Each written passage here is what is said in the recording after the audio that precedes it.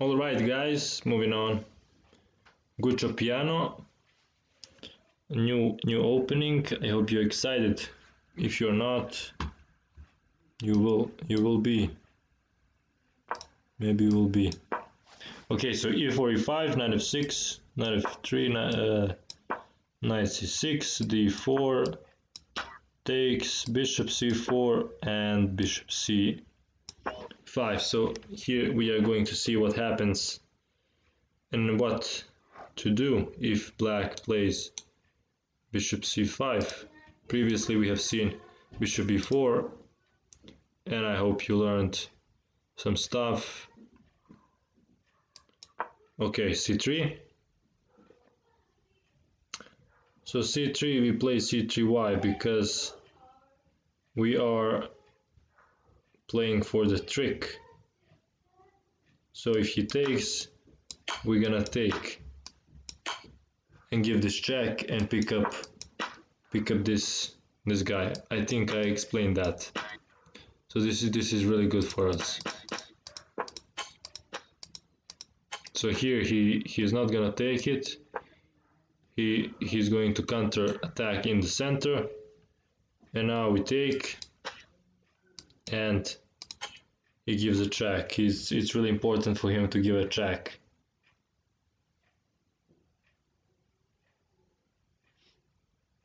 And if he doesn't, he's gonna have a really inferior position. For example, here probably gonna play this or this, I'm not sure, and just pretty much crush him. So bishop b4, and now we have different ideas. I guess a lot of people play knight c3 here, but the book recommends for us to play bishop d2 instead, because I guess bishop c3 has a lot of theory, and you want to skip as much theory as you can, especially if you are below 2000. You don't need theory, you need some basic openings, and yeah, to get normal position, and you just continue with your play in the middle game. So bishop d2, and now we're gonna see two options. Black can take on e4 or take on d2. Okay, first we're gonna see what happens if he takes on d2. We're gonna take the knight with the knight and protect this pawn. And here he can again play d5 or take on e4. Taking on e4, he can take on e4 because if we take, he's gonna play d5 and get the piece back. Okay, first we're gonna see d5, really solid move. Takes, and queen b3, putting a pressure on this knight and also on a b7 square. Okay, here black has two choices. Now the knight from c to e7, defending this knight, or knight a5, attacking both queen and the bishop. So first we're gonna see, I guess, the move, knight c to d7 to e7, castle,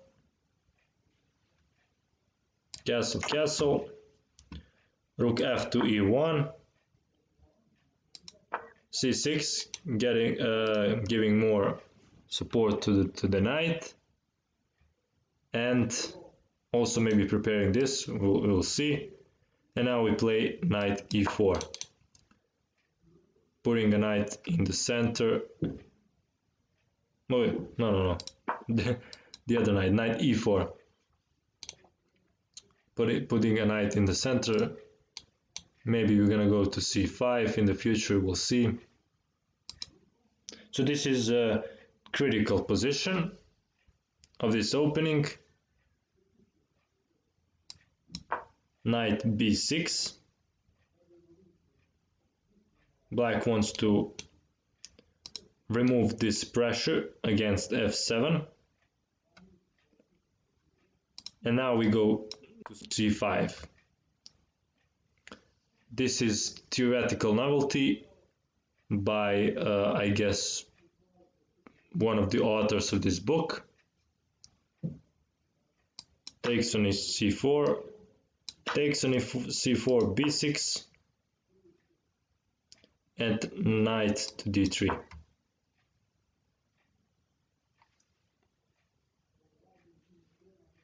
And now the book is gonna show what happens if black plays the obvious move bishop e6. On bishop e6, we sacrifice the pawn, the rook for the bishop, queen takes e6, king moves, and knight to e5. So the book says that the black cannot actually stop knights for coming to f7. Probably this knight is gonna go to f7. Queen e8, queen tries to stop this knight.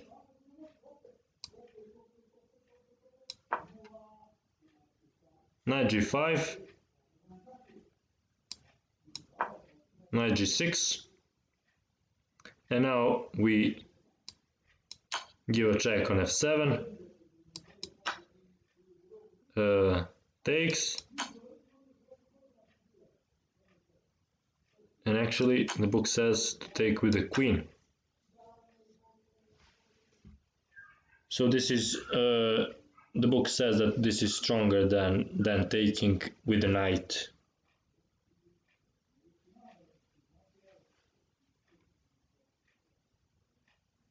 Okay, let me just show some sidelines. Let's say black plays here h6.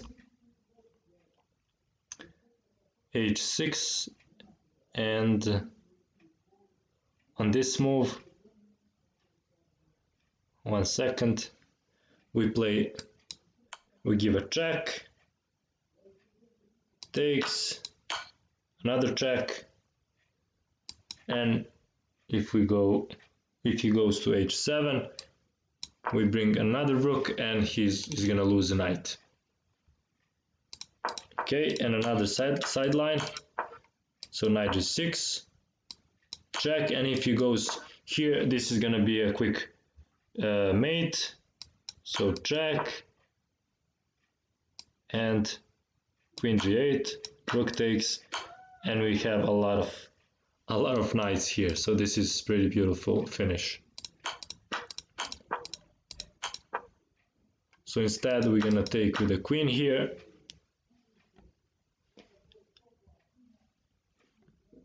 And let's say h6. If he takes the queen, then we have a better game here. The book says that we have a better game here. And if he plays h6, we take the queen and play knight f3. Knight f3, rook e2, b3, knight f4, king f1, rook c2, knight e5, and it says that white has an advantage. A possible continuation could be c5, takes, and h4. Okay, so that's pretty long line, 29 moves. And let's go back.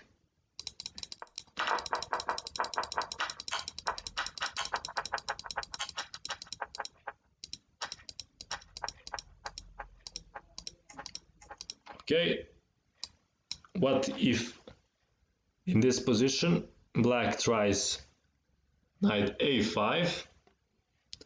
On knight a5 we of course have to give a check. Knight comes back, and now a knight e5, attacking the pinned knight. Castle, the best move, and now bishop takes, important move. And white should not take this knight. We can show that. Why? Let's say takes. Actually, if we take, he's gonna give it this check, and king f1, and now knight b6, queen b5, b takes c6, queen c5.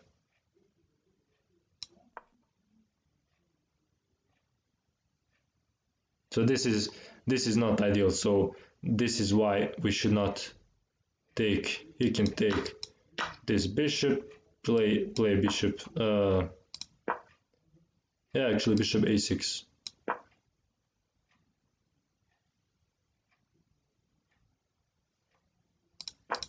One second. Now this way, bishop a6. So don't remember to not take that knight. Instead, take this another knight, and now play this move. And his structure, pawn structure is here is bad. And if he takes with the queen, again we're gonna take and castle long.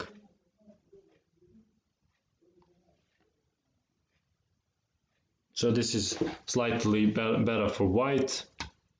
Game can continue like something like this: bishop e6, b3, a5, king b2, a4, and knight e4,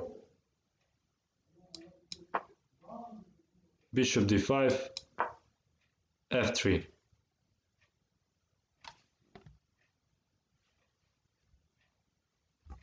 Okay, let's go back. So instead he takes with the pawn. Here castle, c5. This is a good strategy to get rid of double pawns. Rook a to c1. C takes. d4, rook takes, c7, bishop e7, threatening mate, and now knight c3, knight f3. And this is another critical position in this opening. Rook f to d8, trying to push this passed pawn. Rook f to c1.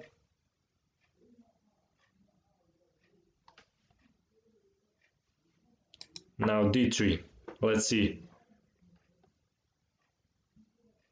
And here we play rook 1 to c5.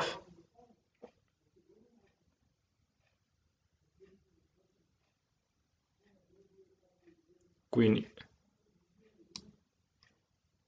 And let's say this can happen at the end, like let's say rook e4. Queen e4 takes, and knight d2. So it's really important to put the knight in front in front of the passed pawn, because it is the best piece to block the passed pawn. And the book says that this is better. This is a little bit better for white.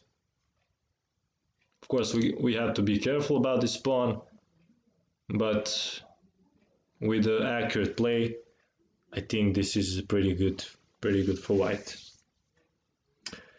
Okay, I guess that would be it for this video.